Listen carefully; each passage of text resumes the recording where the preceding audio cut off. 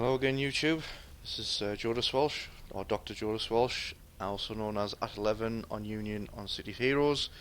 Continuing with the Posterity videos for my characters before the closure of City of Heroes, and I'll be honest, this one's going to be tough because out of all my characters, I mean, yes, 11's my main, and Bishop was a favourite, Vinu was a favourite, as will others that you will see. Having said that, as much as I'm going to miss them playing them in this game in particular, I have able to somewhat recreate them in other games. But this character, at this point in time, is probably not going to be able to be recreated in any other game, and you'll see why shortly. But this is another scrapper. This is Torv Vermundr, aka Brian Blessed! Yes, he's big, he's blue, he's Brian Blessed. Yeah, this probably is the most ridiculous character out of the whole of them, as far as IO build and anything else. Completely, almost a joke character. I mean, the concept behind it is actually meant to be Vermundr's bodyguard, but just an absolutely ridiculous build, and you're about to see why. So the power set is electric melee shield defense, and essentially that power set on a scrapper is chosen simply. It lives off 2 powers essentially, and that's it. So I'm just going to let this mob start surrounding Torv, and you can see what makes electric armor and shield defense on a scrapper just ridiculous.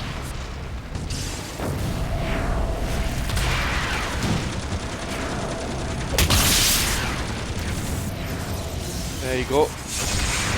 There is only 2 powers that matter in a combination involving electric melee and shield defense, and that's the shield charge and the lightning rod. Just ridiculous here, and obviously on a scrapper as well.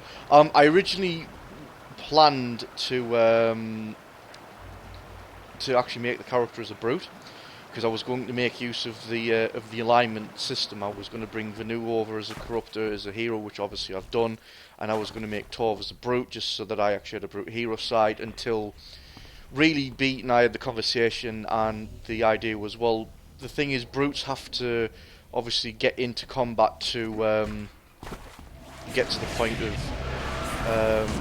getting to the sort of damage that makes them what they are.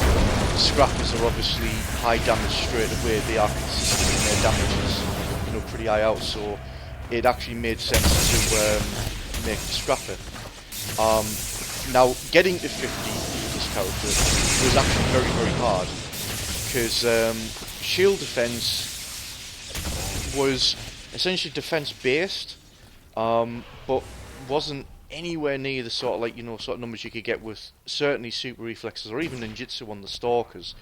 But it was still respectable, but it was very endurance heavy.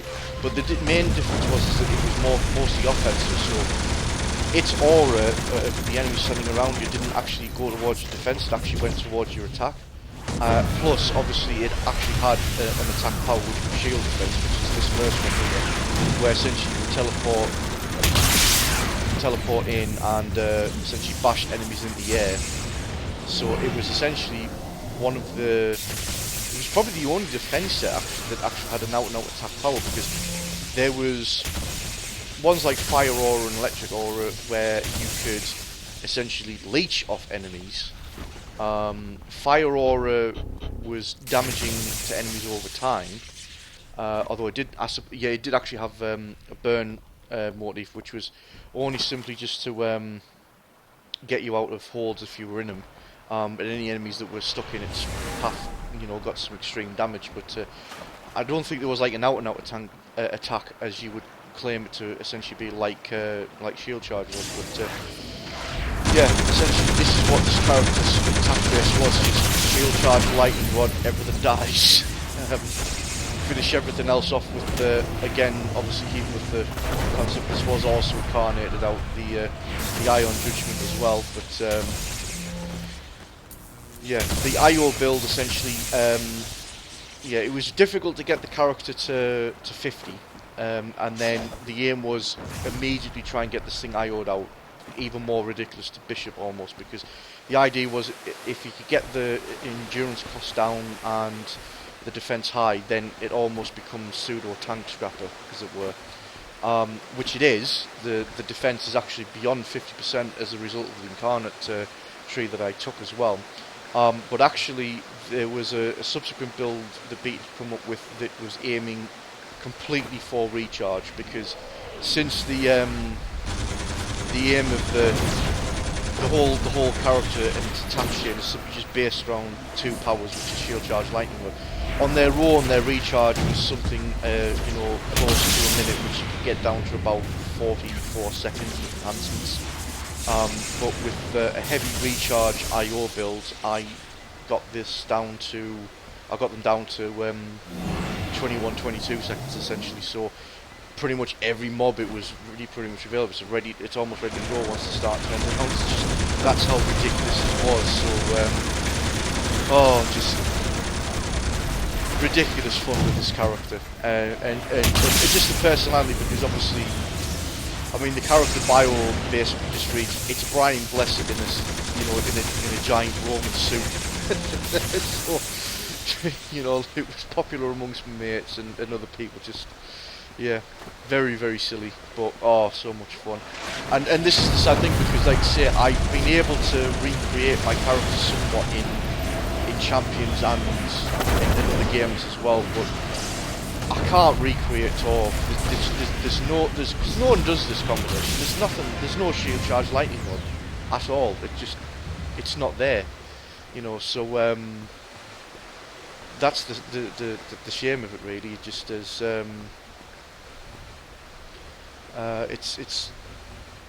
You just can't recreate it. That's the sad fact, unfortunately. So yeah.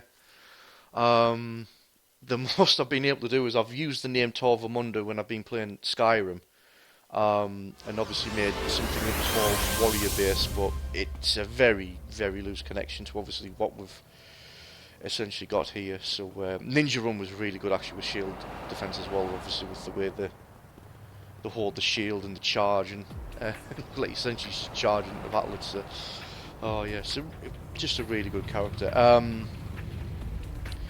What I would do, and this would probably be more prevalent on the last set of double XP weekends that we had, not the recent ones with obviously with the server shutdown. I haven't really been active in the game because there just doesn't seem to be many people on, sadly. But the last two double XP weekends when the game was still active,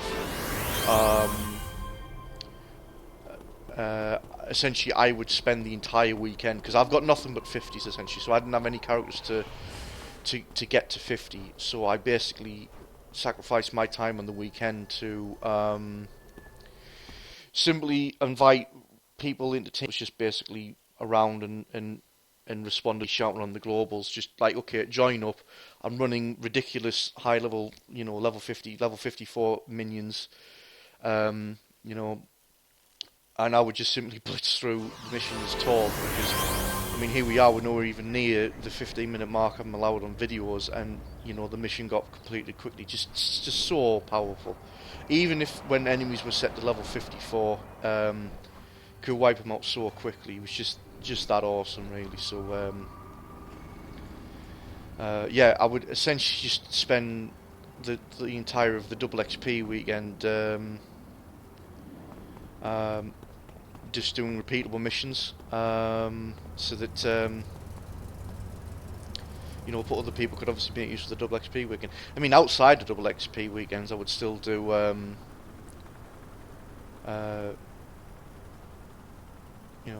still do repeatable missions of people just for level bump. But it wasn't power level.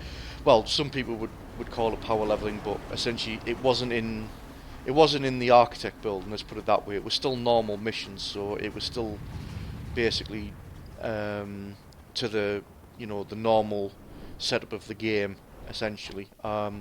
Some people used to door sit, some people like to try and get involved you know, it was their choice, but essentially I didn't mind.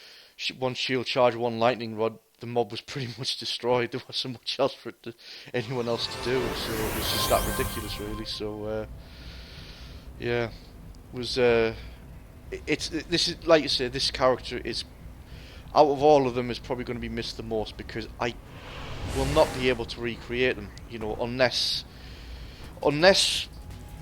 I know shields were brought into DC Online, but I'm not interested in that game, and I don't think they've got shields set up in the same vein that we've got in City of Fear. And you know, there isn't an electric melee in that game either, and Champions doesn't offer anything like this at all.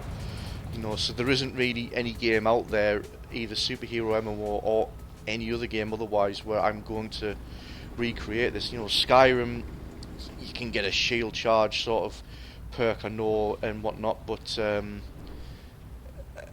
nothing massive. I mean, the closest you can get, I mean, on Skyrim, I got like the full-blown Stormcall at one point as well for the character, but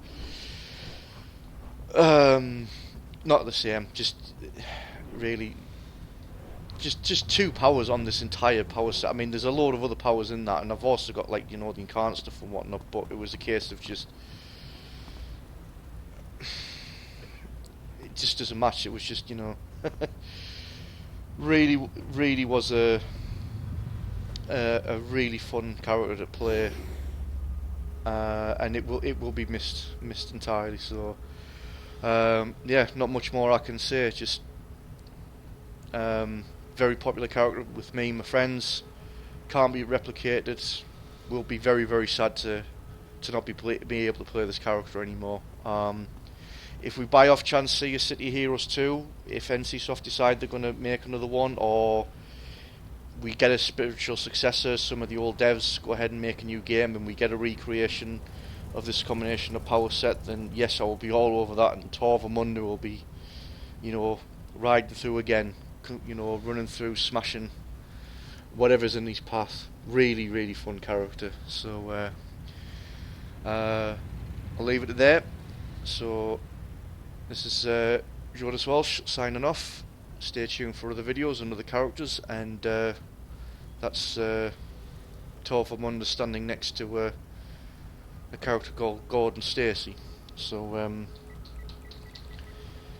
suppose there's only one thing to say, but this is actually going to work. Gordon's alive! Yes!